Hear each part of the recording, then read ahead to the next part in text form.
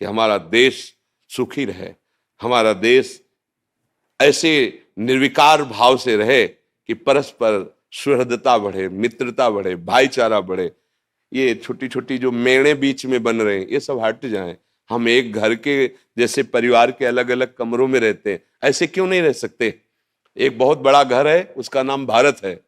ये जो अलग अलग प्रदेश और ये जिला बने हुए हैं, ये हमारे अलग अलग उसी बड़े घर के छोटे छोटे घर हैं। हम कोई भी कपड़ा धारण करें, कोई भी वेश धारण करें, हम एक ही के बच्चे हैं, दूसरे के नहीं हैं। हम सब भाई भाई हैं, अलग अलग कमरों में रह रहे हैं, एक ही पिता की संतान। ऐसा क्यों नहीं समझते? कौन सा ऐसा धर्म है जो दूसरे का अहित करके पुष्ट होता हो? वो धर्म नहीं, वो अधर्म है। इसलिए जैसे अपने शरीर का एक अंग कोई खराब होकर पूरे शरीर को नष्ट करना चाहे तो उसे हम कटवा देते हैं। अपने शरीर का अंग अभी पता चल जाए यहाँ कैंसर है, आपको कटवाने से कैंसर से आप बच जाएंगे, नहीं तो पूरा फैल जाएगा, तो राजी होकर पैसा देकर कटवा देंगे, आप इसे काट दीजिए। एक व्यक्ति से अगर पूरा गांव नष्ट हो रहा हो, अगर एक जिला एक गांव से नष्ट हो रहा हो, अगर एक जिला से पूरा देश नष्ट हो रहा हो, तो उसको शासन में ले लेना चाहिए, क्योंकि पूरे जीव बच रहे हैं। तो ऐसे ही जो मलिन स्वभाव के, राक्षसी स्वभाव के हैं और ये समझते हैं कि मैं धर्म कर रहा हूं, दूसरों की हत्या करना, दूसरों को पीड़ा देना, दूसरों का विनाश करना, ये राक्षसी स्वभाव कभी धर्म नहीं हो सकता है। इनको शासन में लेना ही धर्म है, इनको शासित करना, इनको दंड देना, यही धर्म है। अगर उसकी हिंसा नहीं होगी तो लाखों को मार देगा वो। हम देश और प्रजा और विश्व शांति के लिए ऐसे अधर्मियों पर शासन करें जो अपनी बात को समझते नहीं है, केवल अपनी मनमानी को धर्म मान करके दूसरों की हिंसा, दूसरों को दुख पहुंचाना, दूसरों को विनाश करना, वो कोई भी हो, कहीं का भी हो, किसी भी धर्म का हो। जो पापी होते हैं, हिंसक होते हैं, राक्षसी होते हैं, वो किसी धर्म के नहीं होते। उनका केवल केवल दूसरों को दुख देना, भयभीत करना, आतंक मचाना स्वभाव होता है। वो किसी धर्मावलंबी नहीं। कोई भी आज तक आचार्य, कोई भी महापुरुष ऐसा किसी भी धर्म की रचना नहीं की जिसमें जो असहाय हैं, निर्बल हैं या जो निरपराधी हैं उनका विनाश किया जाए। नहीं, इनकी बुद्धि भ्रष्ट है। ये शासन के द्वारा ही काबू में किए जा सकते हैं। एक आदमी लाखों को पीड़ित कर रहा है, एक आदमी देश को भयभीत कर रहा है, ऐसा नहीं।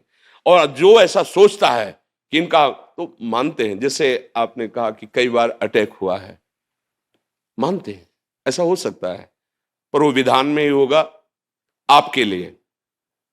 आपके अनंत जन्मों के कर्मों का हिसाब नष्ट हो रहा है, ऐसे बाल बांका नहीं हो सकता। ध्यान रखना, धर्म करने से जो पीड़ा प्राप्त होती है, धर्मात्माओं को सदा पीड़ा झेलनी पड़ी। इतिहास साक्षी आप देख लो, अब गुरुजनों को देख लो, गुरुवाणी में जो वर्णन देखो, गुरुजनों को कैसा अधर्मियों के प्रति और अपने धर्म के प्रति दोनों भाव को देखिए, तो भारी कष्ट को सहते हुए महापुरुषों ने धर्म की रक्षा की है। उनके शरीरों को भी कष्ट दिया गया है और उन शरीरों के कष्ट को सहा है, हंसते हंसते सहा है।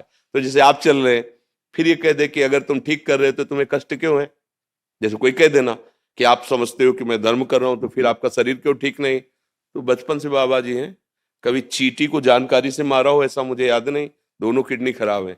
क्यों? अनंत जन्मों का हिसाब है, उसको पावन करके प्रभु हमें बुला रहे।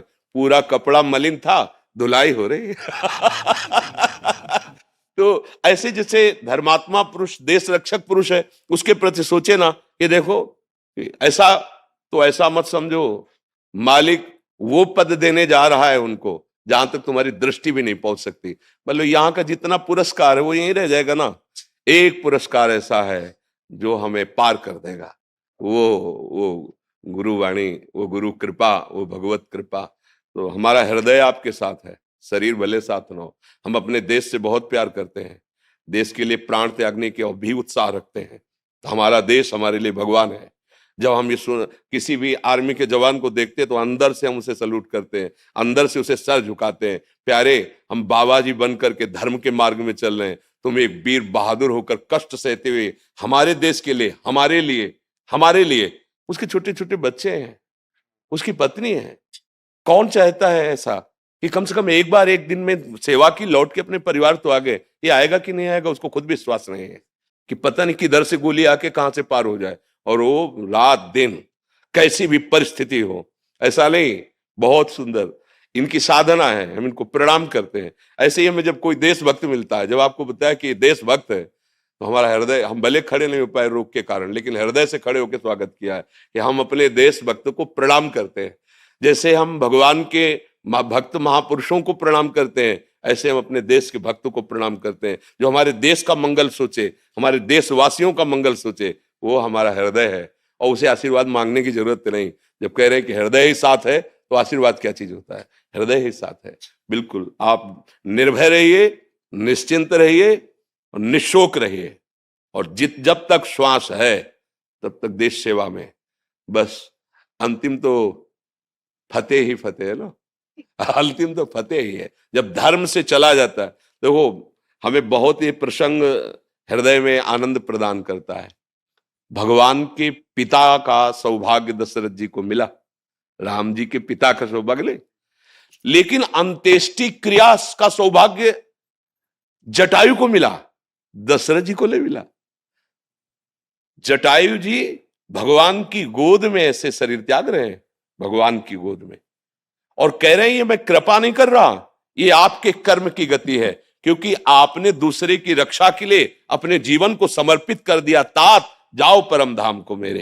तो ये जो दूसरों के हित की बात है, ये सबसे बड़ा धर्म है। भगवान उसको बहुत प्यार करते हैं। अगर हम तपस्या भी अपने लिए कर रहे हैं ना, तो कोई खास बात नहीं है, ध्यान रखना। भजन भी अपने सुख के लिए करें, कोई खास बात नहीं है। जब हमारी तपस्या, हमारा भजन हमारे देश के लिए और हमारी देश के समाज के लिए हो, वही सार्थक है। तो वही तो आप भी कर रहे हैं।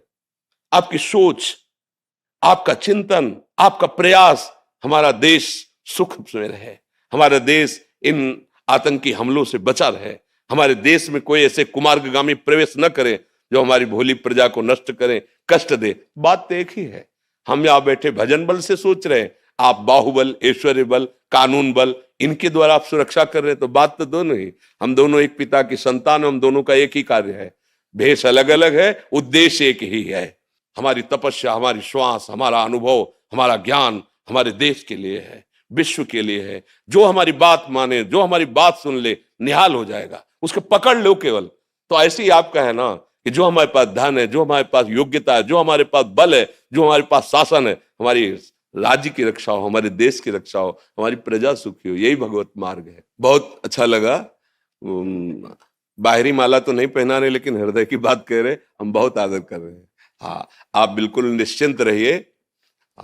जो पूछना चाहता था वो जवाब मिल गया। बिल्कुल आप निश्चिंत रहिए। आप खुद अनुभव करेंगे, जैसे आप अनुभव किए हैं पीछे, ऐसे आप खुद अनुभव करेंगे कि हरि और गुरु की कृपा क्या होती, संतों की कृपा क्या होती। वो ऐसे थोड़ी होता है कि माथे में हाथ रख दिया तो ये तो दृष्टि और संकल्प हो जाए तो मूकम करोति वाचालम पंगुम लंघयते गिरिम यत कृपा तमहम बंदे परमानंद माधवम। मूक भी वेद बोल दे और लंगड़ा भी पहाड़ चढ़ जाए, छोटा सा सांप का बच्चा गरुड़ को खा जाए।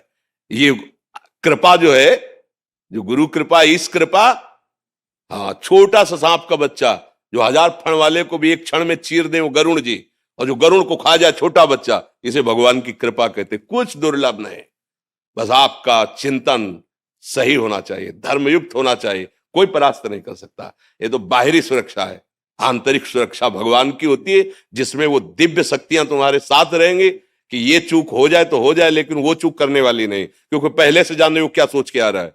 इनको तो क्रिया दिखाई देगी और वो सोच देख रही, सोच। जब दुर्वासा जी ने अपना मंत्र बल प्रकट करके अम्बरीश जी को दंड देना चाहा, निरपराध अम्बरीश जी को, तो अम्बरीश जी को भी पता नहीं था कि सुदर्शन चक्र हमारे पीछे है। तत्काल सुदर्शन चक्र प्रकट हुआ, कृत्या को नष्ट किया और दुर्वासा को त्रिभुवन में दौड़ाया, क्योंकि वो भी तपस्वी थे ना।